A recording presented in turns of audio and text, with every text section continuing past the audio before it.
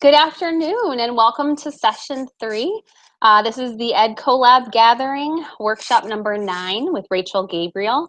Rachael Gabriel is an associate professor of literacy education at the University of Connecticut, and she's the author of Making Teacher Evaluation Work, a guidebook for teachers and leaders, and many more important works in the field. She began her career as a middle school reading teacher, a girl after my own heart, in Washington, D.C. And since then, Rachael's worked as a literacy specialist, new teacher advisor, and reading intervention provider. Please check out her full bio on the Ed Collab site, because we're so grateful for all the work that she's done in her career for the field of education. And today, she's here to speak about demonstrating and finding key ingredients of effective literacy instruction. Share your learning during the session on Twitter with the EdCollab hashtag, which is hashtag the EdCollab space number 9, hashtag 9. And if you'd also like to share your learning, you can also include Rachael's Twitter handle, which is @RachGabriel. You can also find that on the EdCollab page. But now let's welcome Rachael Gabriel.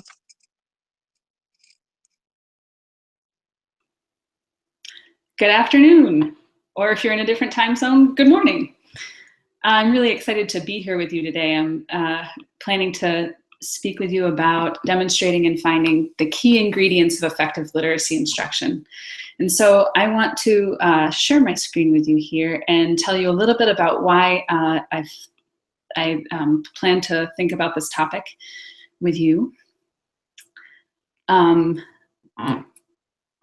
And then just give you a sense of the session so that you can kind of plan your attention and plan what you're up to on Twitter and other things.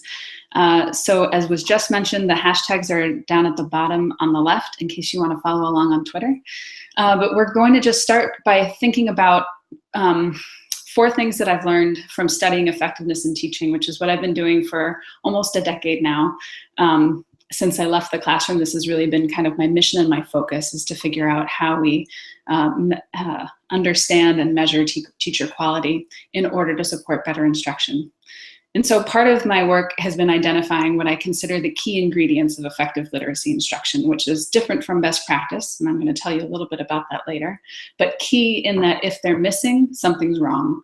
And if they're not there altogether, it's not literacy instruction. So a couple of kind of quick things to keep in mind. And then I want to talk mostly about these key ingredients in action. What does it look like when teachers are doing them? How do we know when teachers are doing them? How do they demonstrate to leaders or outside audiences or other people when they've got these key ingredients? And then also, how do we protect them?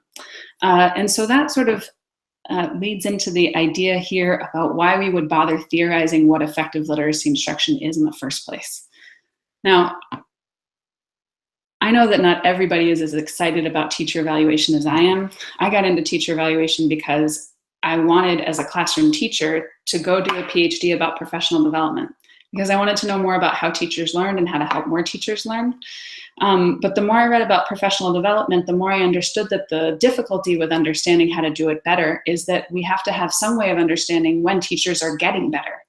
And as I looked into the literature on teacher effectiveness and the tools that we have to measure it, I was just totally underwhelmed. Like, there are no wonderful tools for making sure that teachers are excellent and getting better over and over all the time.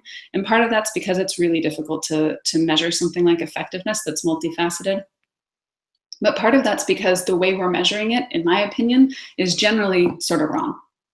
And so I've been working a lot on researching teacher evaluation practices, the tools we use, and how those kind of set and limit what counts as effective and what can count as effective. And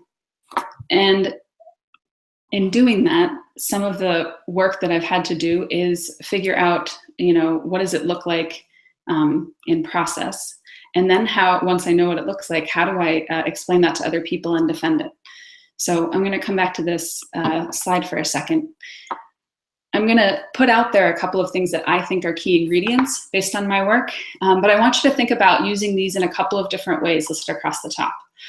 The first one is defense, so that you can explain what you're doing to outside observers that want to understand your instruction or are trying to evaluate your instruction.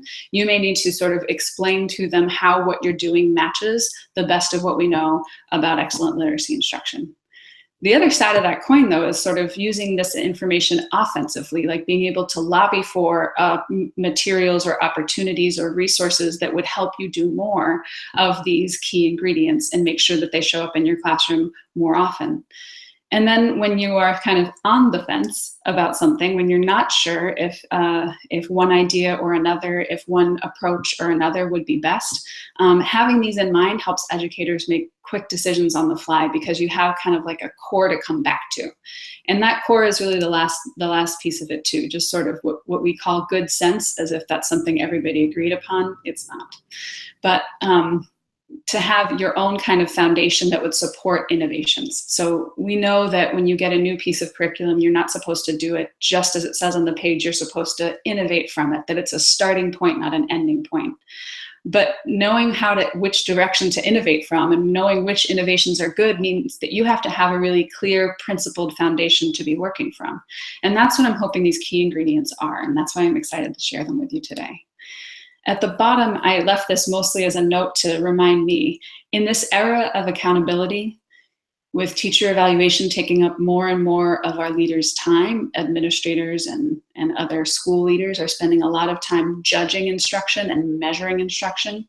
If we as educators aren't good at telling people what effective literacy instruction looks like for us in our classrooms, other people will tell us.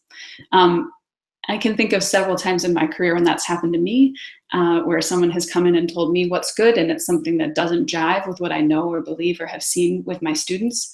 And I imagine that you listening probably have had an experience like that too, whether it's about something small in one day or whether it's about a whole new approach school-wide or district-wide. People will tell you what it should be if you aren't ready to explain and defend what you know it should be. So I want to tell you a little bit about how I arrived at these key ingredients. And it all comes back to this basic idea that I always share with students when I start in classes. This is something that came out of my work as a middle school reading teacher. It's something that I first started sketching in my very first theories class when I came to the University of Tennessee to work with Dick Allington on my PhD. So this started in the back of my notebook and then kind of evolved into a graphic that I use all the time. And it's basically like an accumulation of what I've seen happen with students mapped onto theories of how reading development happens at all. And the idea here is that we're always stuck in these snowball cycles of reading growth, or we can kind of get a kink somewhere in the cycle and it starts to back up the whole system, so the cycle goes the other way as a cycle of reading failure. So if we begin with the idea that someone needs to spend some time reading in order to get good at it, when you spend time reading, you get practice decoding or recognizing words, which means that you see more words, so you're exposed to more vocabulary. And when you can recognize words and you know what they mean, you can read them fast and smooth enough to understand. And when you understand them, you might like what you're reading and feel the potential to be engaged with it, which means you probably will feel good about it. And then that will give you a reason to spend more time reading. And if you spend more time reading, you get more practice, which gives you more exposure, which helps you read fast and smooth so that you can understand what you're reading. If you understand what you're reading, you might like it. If you like it, you feel good about it. And then you'll spend more time doing it. So you get more practice and more exposure so you can do it fast and smooth enough to understand. And if you understand, you like it. And if you like it, you feel good about it, so you spend more time doing it. Do you see how that kind of goes in a big cycle? So that cycle just repeats over and over again. And that's why when if you have two first graders that are sitting next to each other getting the exact same instruction and the exact same literate environment, and one of them reads for longer or one of them reads a little bit faster, they have more exposure, more practice, and more opportunities to fall in love with reading. And that's why we can kind of see individual differences between kids that have pretty much the same opportunities. That's how we see them show up. Now, the downside of this cycle is that you can get a kink kind of anywhere in it. So if you think about the cycle of reading failure, we're thinking about maybe you pick up a book and there are lots of, I'm waiting for this goofy thing in the bottom to disappear. Anyway, maybe you pick up a text, it's science, it's 7th grade, it's a textbook, and there are words in it that you don't recognize. Well, that slows you down. which means you understand potentially less or have to work harder to keep your understanding up, which means that there's less of a chance that you will enjoy what you're doing, which means less of a chance of confidence, which means you're likely to spend less time. And that cycle kind of keeps going backwards until someone helps you straighten out that kink in the cycle. And that's really how we do it as educators. We're looking for, where's the kink? Can I boost your confidence? Can I help you recognize these words? Can we look for word meanings together? Can I help you understand how to approach comprehension for this piece so that that cycle can keep going fast and smooth? This is just another graphic kind of representation of what would happen in the same classroom where the kids are getting the same thing. 3 different readers would really be getting different practice just based on their individual differences as readers. So if you are following along on Twitter, I want to hear kind of if these readers remind you of anybody. But the idea here is if we give everybody the same text, everyone kind of comes at it a little bit differently. They come at it with their own motivations, with their own background, with their own skill-based fluency. And then we can kind of see how their outcomes would be slightly different, even though the instruction is the same. Now, this isn't news to most reading people, and it may or may not be news to most people that evaluate reading instruction. But it's important to point out that students are getting kind of different things out of our instruction. They self-differentiate just by being different people. And that means that there's not going to be one thing that a teacher does that counts as good instruction, because it's going to hit every kid slightly differently. And really what we're looking for is a positive interaction between each student and the instruction or the opportunity that's provided. So we're not actually looking at, is this teacher a good teacher as a person, or is this student a successful student as an individual? We're really looking for classrooms where the most students have the most opportunity for good reading development opportunities in that interaction between what the teacher has created space for and what the students bring. So to make that a little bit concrete, more concrete, here are a couple of things that I've learned. There's way more to good instruction than what meets the eye. If you walk in and observe somebody teaching and it's going very well and students are engaged in their learning, it often looks like magic. It looks like it's easy. And it should be easy. It's a natural thing to do, to want to communicate and educate and work together on things. However, anybody that's done that knows that there's a lot going on underneath the surface. Some of it's conscious, some of it's unconscious, that go into making this somewhat magical thing occur on a daily or weekly basis. So this might be easy to get agreement on, that there's more to good instruction than meets the eye. But we still have policies that basically make this assumption, basically assume this assumption is false. Like policies that say you get observed 4 times and then we make a rating for you and we give you an evaluation rating based on watching what happens in your classroom. So if we have to work on shifting attention away from just what people can see, we've got to keep this one in mind, so hang on to it.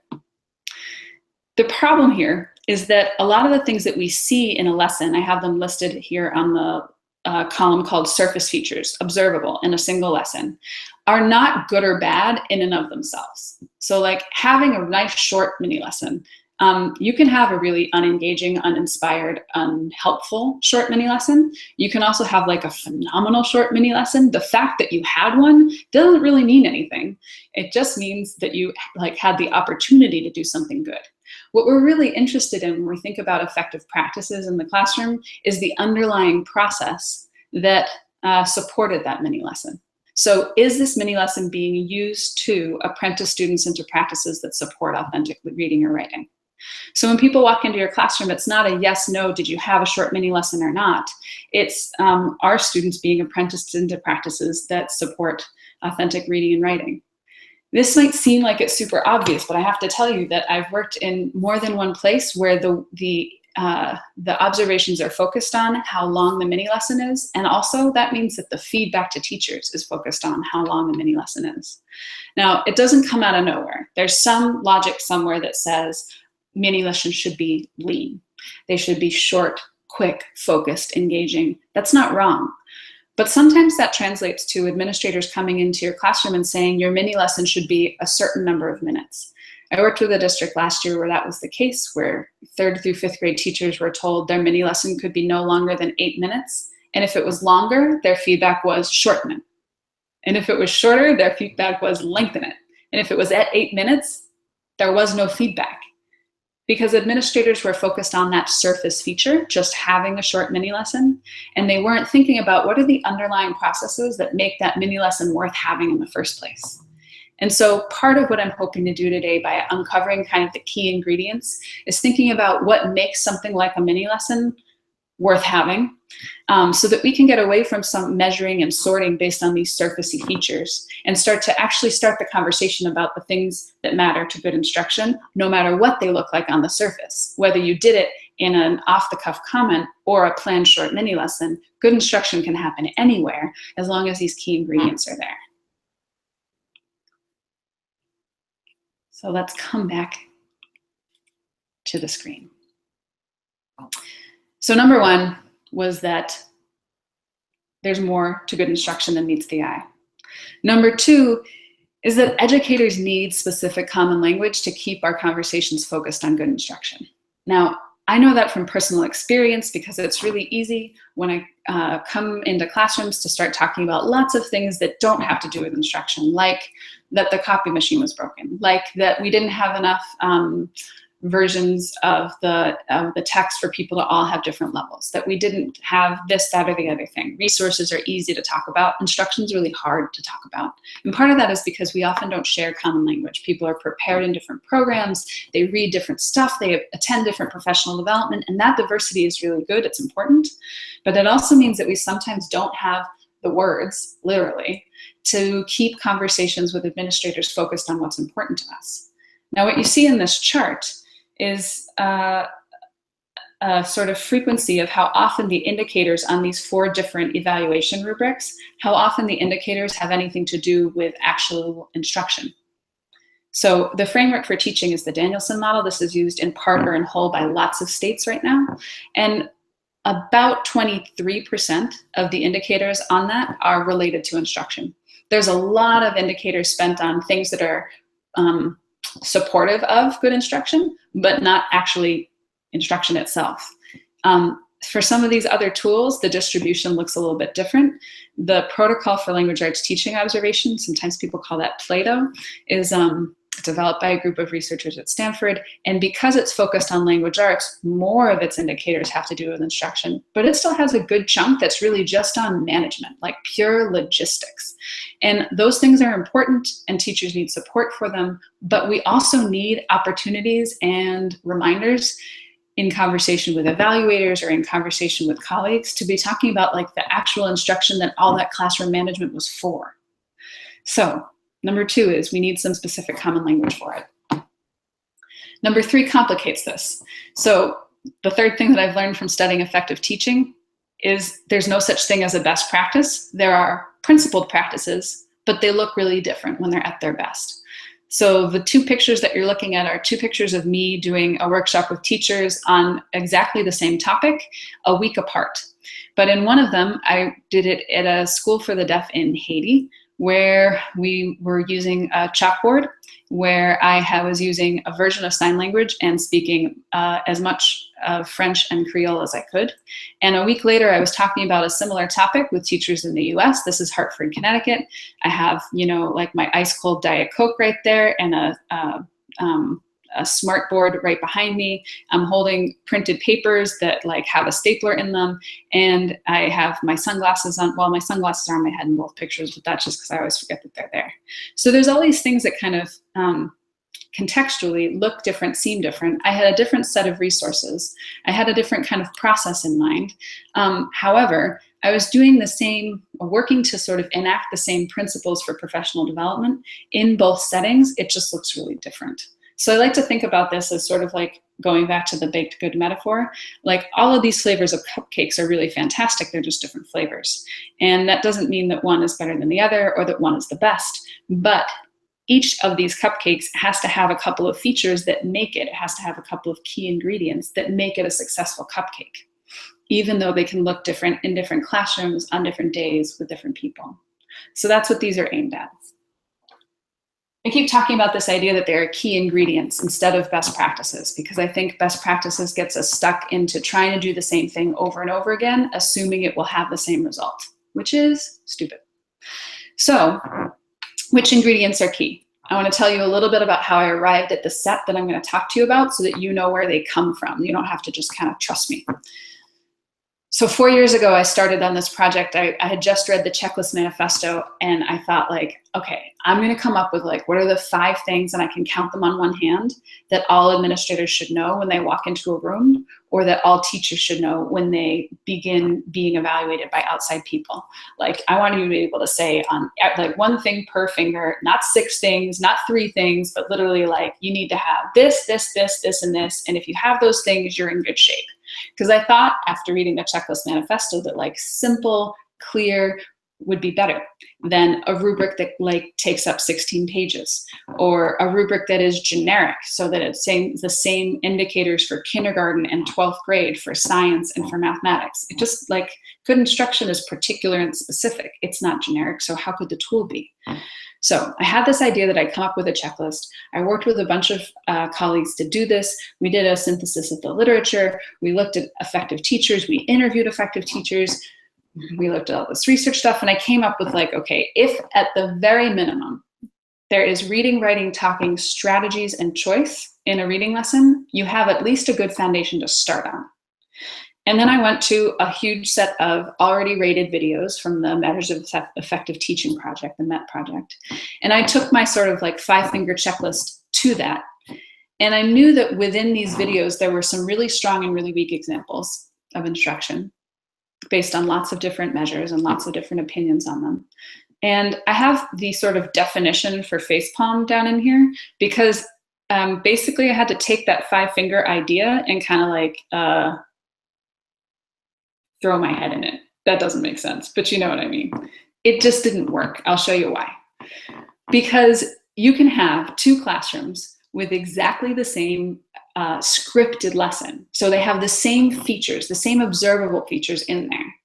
And in one of them, the teacher is being very clear and very intentional, and students are using the time to read and write and talk for almost the entire period. But in the next classroom right next door, and I've seen this happen live, they have the same script going on, so it has the same observable features, but teachers are giving lengthy or unclear explanations, or they're stopping a lot for management things, or the materials were in the wrong place or in the wrong order, so time is lost, blah, blah, blah. At the end of the period, students were reading, writing, and talking because they had the same opportunities on paper, but in actuality, they're doing it for about half the allotted time. So what I found with my checklist is teachers in the bottom 5% of this library of 2,000 examples of 4th grade reading instruction, teachers in the bottom 5% of those 2,000 had a lot of the same features as teachers in the top 5%, they just did them differently. So going in with a checklist of is this here, is this here, is this here, the answer is almost always going to be yes. Like, you can find these features in really, really uninspired instruction and in really amazing instruction, but that's not really enough. And so I went back to my drawing board. This is, like, now 3 years ago, and I was like, okay, it's not going to be a 5-point checklist. Maybe I can elaborate the checklist, and I made this spreadsheet, okay? Spoiler alert, this also fails, okay?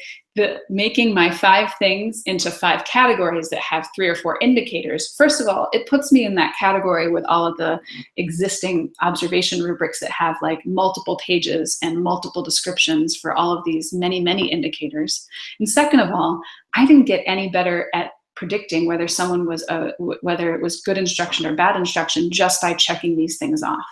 So I purposefully made this checklist a little bit blurry so that you could see that it just sort of became like this fuzzy mess that didn't actually tell me any information. So right here, this is my daughter Frankie. She's 3 weeks old. And this is her doing a facepalm, because even a 3-week-old should have been able to predict what I wasn't thinking 3 years ago, which is that if I make it more complicated, it'll get better. It actually doesn't need to get more complicated. I was just looking at things the wrong way. The big aha moment for me was that it's not about whether teachers are doing certain things, it's about how they're doing them. And so instead of saying, are they reading or are they writing, I now have this list of active ingredients, which are active because they're done in a certain way. So not just are they reading, but how are they reading? The first active ingredient I always look for is that students are not just reading, but they're reading accurately, which means they have something they can and want to read, and with a purpose. Now, that's basically like saying, you know, I'm baking cookies, but if I don't put baking powder in, they're not going to rise. So now I don't have a cookie, I have like sploosh. So thinking about not just reading, but reading accurately, and not just accurately, but with a purpose, that's like actually putting the baking soda in. Now you have a cookie. Now you can have all different kinds of cookies and all different varieties, but it's not going to be a cookie if you have no rising agent. And I really think about this accurate reading with a purpose as the rising agent. If it's not there, you might have something, but it's not literacy instruction. And that's how I've decided what counts as an active ingredient versus like something that you can add in just for fun. Like you could put sprinkles on top, you could make it a vanilla flavor or a chocolate flavor, but if it's not reading accurately with a purpose, it's not reading instruction. Similarly, if it's not writing with a purpose and an audience in mind, it might be practicing penmanship, it might be keeping track of information, but it's not writing instruction. So there are lots of times in your classroom where you might not be reading, writing, talking, discussing in these ways, but without them, you're not actually doing literacy instruction. I want to leave room for the possibility that you sometimes have to like make announcements. You sometimes have to build community. You sometimes have to respond to things you can't predict. And so you won't always see these things for every second of the day. But if you never see them, then we don't have literacy instruction. So as you are listening, I want you to be thinking about, and maybe even tweeting about it, do you have practices in mind, things that you do to accomplish this goal of reading accurately with a purpose for every single kid in your classroom?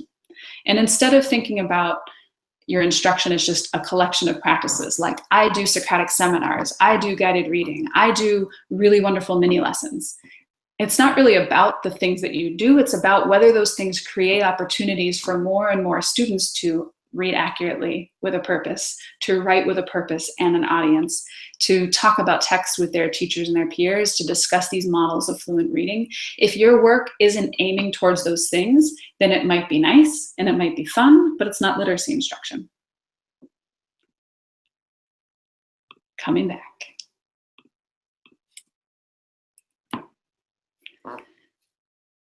So what I'm hoping is that demonstrating these changes from people assuming we can walk into your classroom and know whether what you're doing is effective or not just by using our eyes, just by like ocular proof, one snapshot. Instead, I think people are going to have to ask. So evaluators coming in are going to have to ask you about how what you're doing is accomplishing these 5 goals.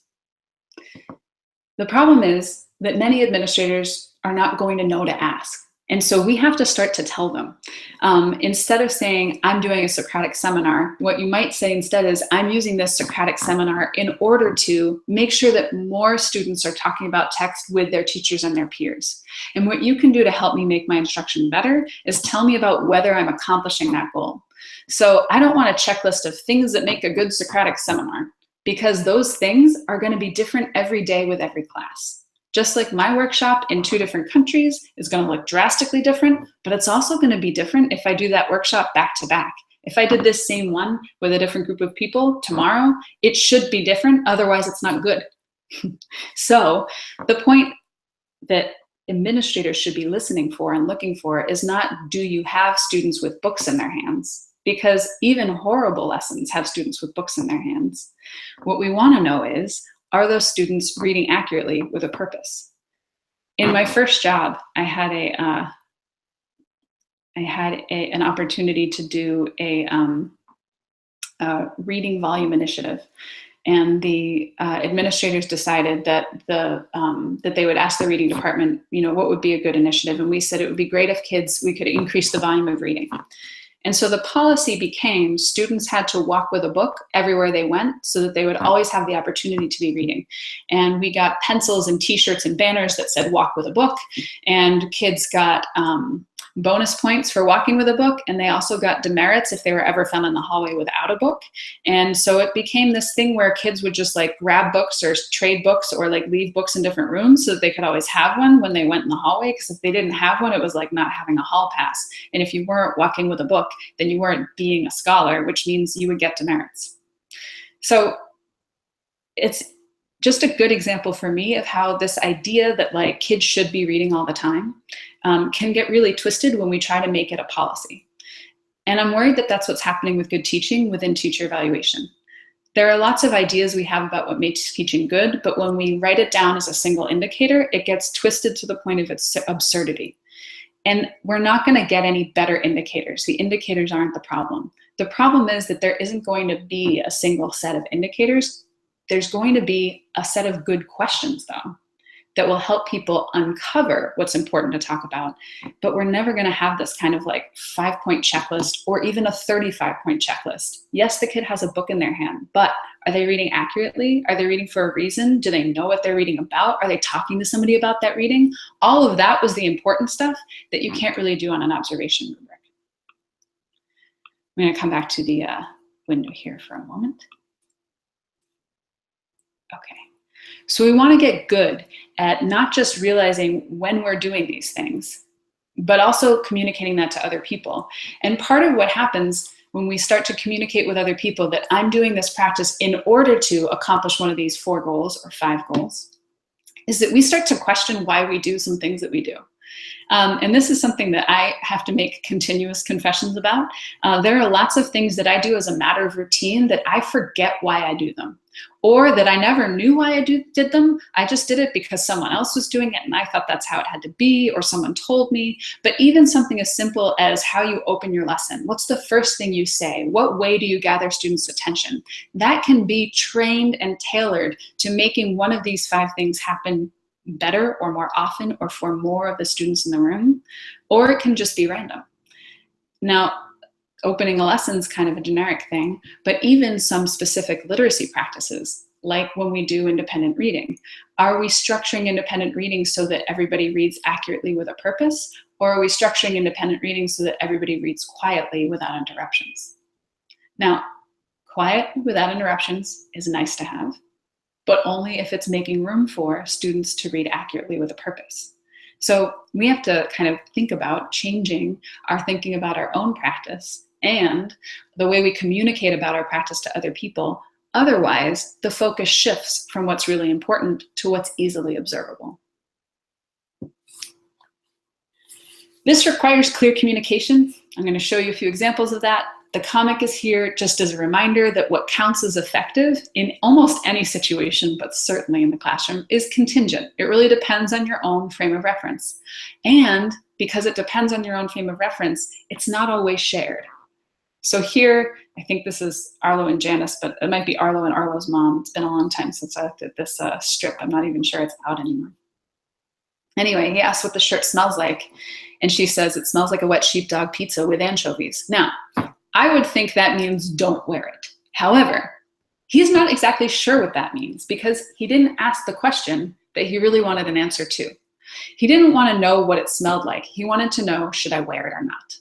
And because he didn't ask the question that he really wanted an answer to, he got an answer that didn't make sense to him. And I feel like that happens to me when I talk with evaluators about my own instruction. And yes, that still happens for people in higher education. And when I hear other teachers talking with evaluators about their instruction. We ask questions like, how did it go? Or how was it? What did you think? Do you think this worked? Was this okay? What could I do differently? Now, all of the questions in these columns are like humble, and they are open to criticism, and they are like open to feedback, and are really nice questions to ask, but they're not actually the question you want the answer for, or there isn't really an answer. How was it? It was, what one word could somebody say that actually helps me with my instruction? What did you think? I don't really care what you were thinking about. I want to know how to make this better, which means I need to ask a specific question about it. I first learned about this a long time ago, so long ago that it's embarrassing I didn't apply it to reading instruction until now. But my very first job in high school was as a waitress in a sort of a fine dining cafe that was inside the Museum of Fine Arts in Boston. And we had scripts, of course, for what we were supposed to say when we approached a table, and what we were supposed to say once they had their food, to check to make sure that everything was going okay. Now, I didn't want to know how is everything, because I don't want to know, like, my foot hurts, my face itches, why my water glass is sweating too much because of the ice cubes in it. Like, I don't want to know about everything. And I also don't want to give patrons the opportunity to think about what every little thing that could have been wrong, because there's only a small number of things as a waitress at the moment that I can fix. I really can only fix your enjoyment of the food. And so what you're supposed to say when you go up is the specific dish and how are you enjoying it. So how are you enjoying your Arctic char? Because that's specific enough that if you don't like something about it, I can switch that out. But if you just kind of are like, it's fine, then that's fine. I didn't get information, you didn't get information, nothing about this meal is going to change. Too general. I guess I learned that lesson in order to be a good waitress when I was like 19.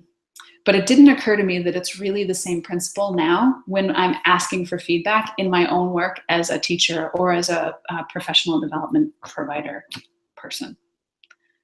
I don't need to know, did it work? Yes or no. I need to know how it worked and why it worked, and not just worked by your definition, but worked in terms of my own intentions.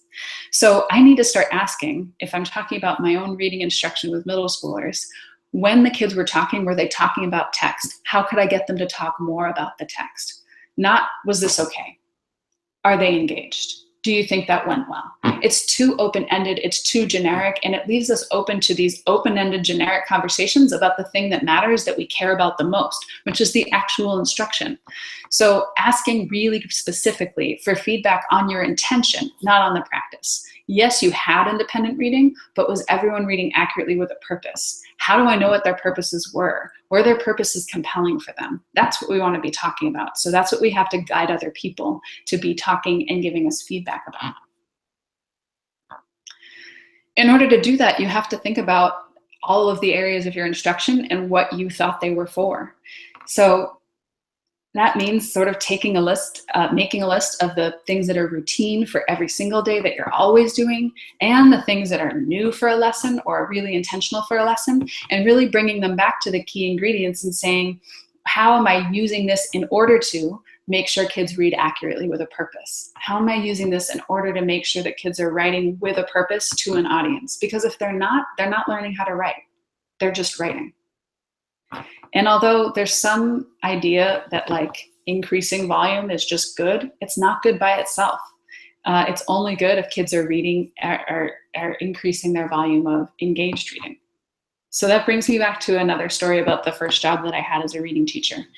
When the reading department said we want more reading volume, we tried that walk with a book thing. We found that there wasn't really an increase in reading volume, and that kids were kind of walking with any kind of book, including books that they didn't and couldn't really read. So instead, we decided that we would have sustained silent reading time as a school. Now, if you've ever investigated this, you'll know that the research on sustained silent reading can be mixed, but the findings are actually not. So what I mean by that is when you do an intervention study to see if having SSR or not having it works or not, you'll get mixed results. But the finding is actually the same. Engaged reading is always better than not having engaged reading. However, the presence or absence of SSR as a policy doesn't mean anything about whether kids are doing engaged reading or not. You can have engaged readers in schools with no SSR policy. You can have SSR policies where kids engage with very little reading during that SSR time. And for example, we thought the cleanest way to add it into the schedule is to put it between recess and lunch. Between lunch and recess. Now, it's the cleanest place to put it in the schedule, but it was sort of not a place of success for sitting quietly with a book between lunch and recess. And in order to get everybody to do it at the same time, we had to do it in large spaces like the gym or the cafeteria. So we had 15 minutes of SSR between lunch and recess in the gym or the cafeteria. So yes, on the surface, we have sustained silent reading, and we can force children into compliance with sitting quietly with a book open, but we can't force them into engaged reading. So that policy started with a good idea of let's have more opportunities for reading volume, but it ended with being canceled and using that time for something else because we weren't actually focused on the right things. So we have to think about the practices. Just being there or not being there is not good enough. Just because you had a mini lesson doesn't mean it was good instruction. Just because there was independent reading, even if it was long independent reading, even if it was quiet independent reading, doesn't mean that that was a good opportunity for every single kid to develop literacy. So we have to come back to these practices that we do, think about exactly why we do them, and ask ourselves and others how we address these areas in order to make sure those key ingredients are there. Now, it's not all on the teacher to make sure these conversations happen. It's also on the people coming into classrooms, whether they are observers or coaches or evaluators or parents or anybody on the outside of instruction looking in. These are sort of the all-purpose first questions. And it comes back to the checklist idea, but notice I'm not asking whether students are reading and writing, because I know that I can find examples of kids with a pen in their hand that's moving, but it's not good instruction necessarily just because there's a pen in your hand and it's moving. So the all-purpose first questions start with reading, writing, and talking, but we're asking, what are they reading and writing? What are they talking about? And our next follow-up question is, how will this efficiently lead to reading, writing, and talking about text in ways that match these key ingredients? I've got a little star here because sometimes there's a moment in the classroom where you don't see reading, writing, or talking. You see explanations being given, or strategies being demonstrated, or movie clips being shown, or background being built. So when you have like a 10-minute check-in, or a walkthrough, or a pop-in, sometimes people call them that. I never understood why they were called pop-ins. I always think about like you should bring popcorn or something when you come for a pop-in, but I don't think that was the idea. Anyway, sometimes people will walk into your room and they don't actually see reading, writing, or talking from the students, but they see something that is actively setting them up for it, efficiently leading to it. And that can count too. So as an evaluator, if you walk in, give teachers the benefit of the doubt. I didn't see the kids reading, writing, or talking when I walked through, but tell me about how what you were doing leads to reading, writing, and talking. And then we can get into the questions about what were they reading about? Did they have a reason for reading? Did they know their reason for reading accurately with a purpose? So these are kind of the all-purpose places to start, because we're really interested not in whether the practices are happening, but how they're happening. So we've talked a little bit today about how you could demonstrate that you are using these key ingredients. We've talked a little bit about how you could find them. If you were walking into a classroom, you ask yourself about them. The last thing I want to leave you with is just an idea about how you can protect them. So goal setting is something that people do in general at the beginning of the year, but it's also something that has become a really big part of just the normal practices of teacher evaluation. And so because it's part of teachers' evaluation in lots of cases, you have like a goal setting template or a sheet, you have a date that you have to set the goal. Goal setting itself has been institutionalized into this routinized practice that is tied to evaluation, which means that sometimes those goals shift and become really strange and weird. And sometimes you are told what your goal should be. I want to float the idea with you today that you could set goals in ways that protect the active ingredients by asking yourselves a short set of questions about these goals when you have the opportunity to set them. And I realize that in some places you're told what your goal should be, but you can always kind of set your own for yourself. The questions are, if I set this goal, what would I be doing monthly, weekly, daily to meet it? Is that the right work to be doing? And again, the right work doesn't look a certain way or sound a certain way. It just means that those active ingredients are there and they're working. And are these things that I might be doing in order to meet the goal important for student learning, which means are those key ingredients there? And what might I need to move out of the way or make more of in order to make room for these tasks to happen? So one thing that we know about goal setting is that it sets and limits what happens in your classroom. And so you want to choose a goal that lets you do more of the things that bring those active ingredients in and less of the other stuff. And maybe asking these questions with your evaluator or just on your own in your head is a way to make that happen. So this is sort of the end of our time together.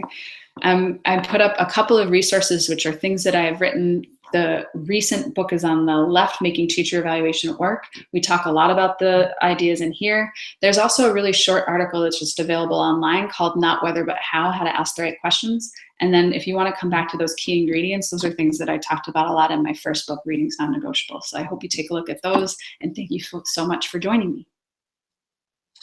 Wow, thank you so much, Rachel. You've given us so many light bulb moments during your session about teacher evaluation, no less. So thank you so much for your important work and for speaking to it so brilliantly today. Your work is invaluable to us. We look forward to what your contributions can do for us in the field of education and teacher evaluation specifically. Viewers, I know that you all learned so much as well based on our Twitter feed. So we invite you to contribute to our Padlet. You will find it on the EdCollab page. I'll go ahead and do my screen share so you can see where to find it now. When you go to the EdCollab page, we have a banner across the top to add to our Padlet. Once you click on there, you'll be able to see where thinking has been gathered across the day today. And then moving forward, I'd like to preview for you what we have coming up in session 4 today. So let me go ahead and share that with you as well. Continue your learning with us throughout the afternoon. And so in our session 4 workshops, we have 3 strands going. We can pop in on decolonizing bilingual curriculum and pedagogy, deepening independence in the reading workshop, and interrogating text across the day and across the grades. Rachel, thank you again for your work, and we look forward to learning more from you. So thank you. Thank you. Bye, everyone.